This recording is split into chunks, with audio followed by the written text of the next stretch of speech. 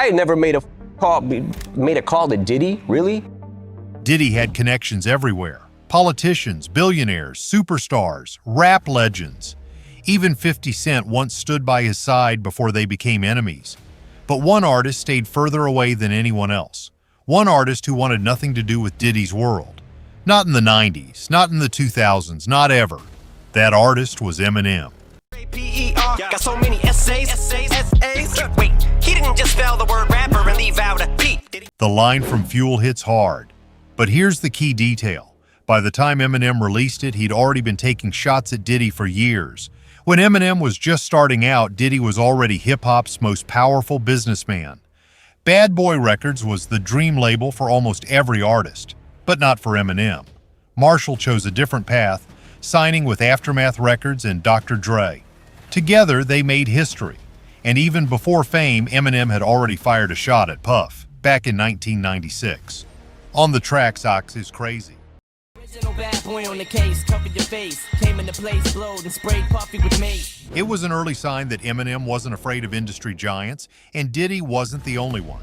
He also clashed with another so-called giant, Suge Knight, the man behind Death Row Records. The label that launched Tupac, Snoop Dogg, and Dr. Dre in hip-hop, Suge was the boogeyman. He didn't just intimidate, he dominated. Using fear, violence, and brutality, Suge built his empire by any means necessary. They was not scared of Suge Knight. They was terrified of Suge Knight. But Eminem didn't care about Suge's street reputation.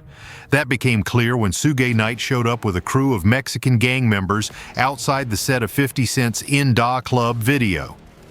Suge's outside! Suge's outside! Everybody like, he was running, dropping, like. So Suge came, he had some Mexican niggas. Now we from New York. You ain't never seen a nigga with a tattoo on his forehead. 118th Street crew. I'm like, what the fuck? But Eminem didn't care about Suge's street reputation.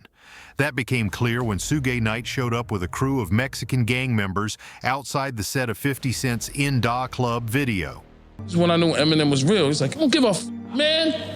This is when I knew, I'm like, damn, Eminem is a real nigga. These niggas 50 niggas outside, what's up? And then the nigga Suge just walked away. The Mexican niggas looked kind of confused, like they didn't know what's going on. But Eminem didn't flinch. Instead, he walked straight outside and faced Suge and his crew.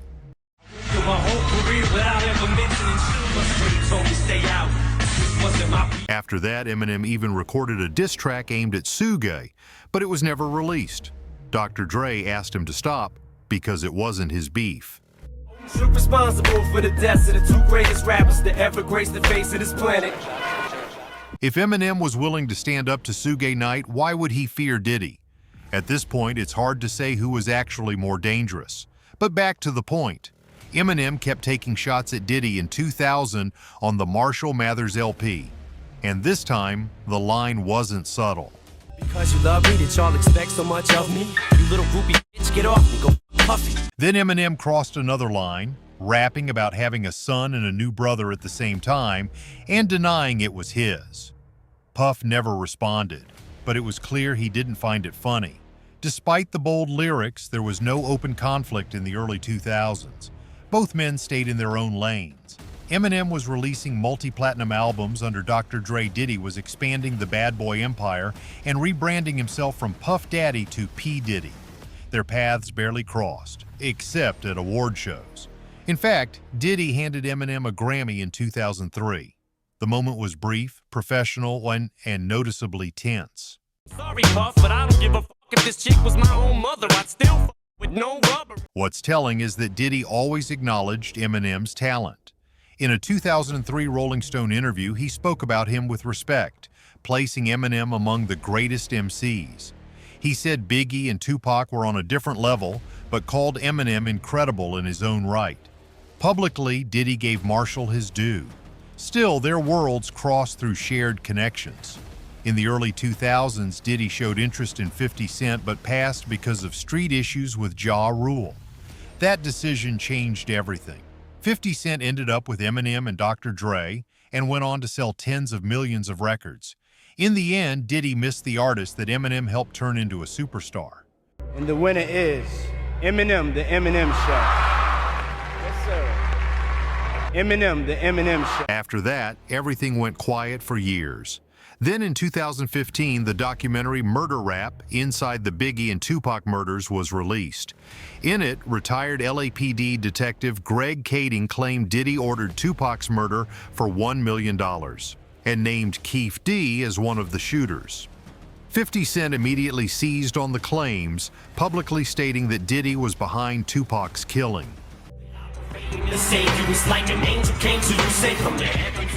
But in the final line, Eminem adds, "I'm just playing, Diddy. You know I love you."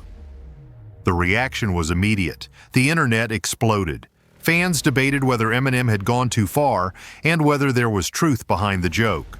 According to Joe Budden, Diddy was extremely unhappy when he heard Killshot.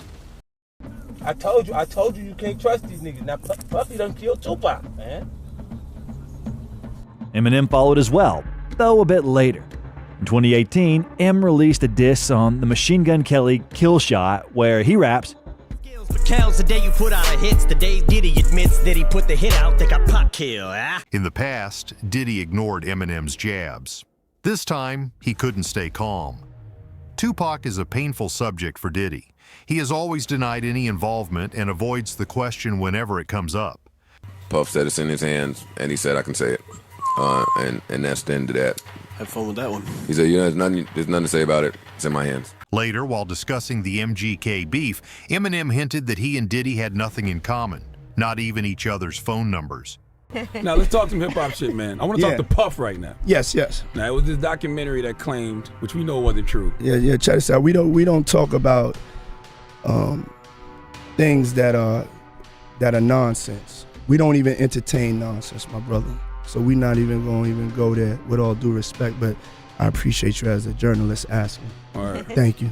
After 2018, it seemed Eminem and Diddy kept their distance, but a few years later, their names crossed again. In 2020, Eminem released Music to Be Murdered By, and on the hit track Godzilla, he made a brief reference. I had never made a call to Diddy, really? Yeah. I got Diddy's number, just hit him up. Yo, Diddy, what up? Never happened. But it didn't last long. In June 2020, a small scandal broke out. An unreleased Eminem verse leaked online, recorded a year earlier for Conway the Machine's Bang remix. In the original verse, Eminem directly dissed Diddy's media company, Revolt TV, with no subtlety at all. Call me Diddy, cause I make bands and I call getting cheese a cakewalk. Less than a day later, Eminem apologized. He issued a statement saying the verse was recorded in the heat of the moment, was never meant to be released, and that he respects Revolt TV. But the most dramatic chapter came much later. In the fall of 2023, Diddy faced a wave of serious legal trouble. Several women accused him of sexual assault and abuse. The most high-profile case came from Cassie, his former longtime partner, who alleged years of mistreatment, violence, and coercion. Soon after, Keith D was arrested, after publicly claiming on YouTube that he had ties to Diddy and that Puff had asked him to help arrange Tupac's murder, a crime Keith D said he was involved in. Riding that wave, Eminem released The Death of Slim Shady, going after Diddy harder than ever before. On Bad One, he references the so-called Diddy parties and makes it clear he's doing exactly what he's always done, using provocation and subterfuge just to mess with you. Suge just ducked his head, and the first bullet went in his head, so the next one's hit him. It was like he was doing a breakdance trying to jump in the back seat or something. On Antichrist, Eminem references the disturbing video showing Diddy assaulting his ex-girlfriend Cassie. The most brutal lines aimed at Diddy come on the track, Fuel. On Fuel, Eminem uses sharp wordplay, spelling rapper without the P to imply a rapist, then referencing SA as sexual assault. He follows with a darker line mentioning Biggie and Tupac, suggesting they should still be alive and hinting at fear of retaliation, a clear reference to Keith D. In the Fuel remix, Eminem pushes further, continuing the theme of Diddy's alleged role in the deaths of Pac and Biggie, implying Biggie's murder was a domino effect of Tupac's killing. Sounds like something that Puff would do at a party with Aaron Hall, cause I just love to f with you. After everything Eminem said on this album, it's clear they're not friends. Eminem stands with 50 Cent, and that means he'll never associate with Diddy. Diddy, meanwhile, is taking it seriously. After 50's documentary, he even sent him funeral flowers. So it's likely Eminem is on that list too. One thing is clear. Eminem has never feared anyone, not Suge Knight and not Diddy. If you want more context, watch the next video on why Diddy is accused of ordering Tupac's murder. Like, subscribe, and I'll see you soon.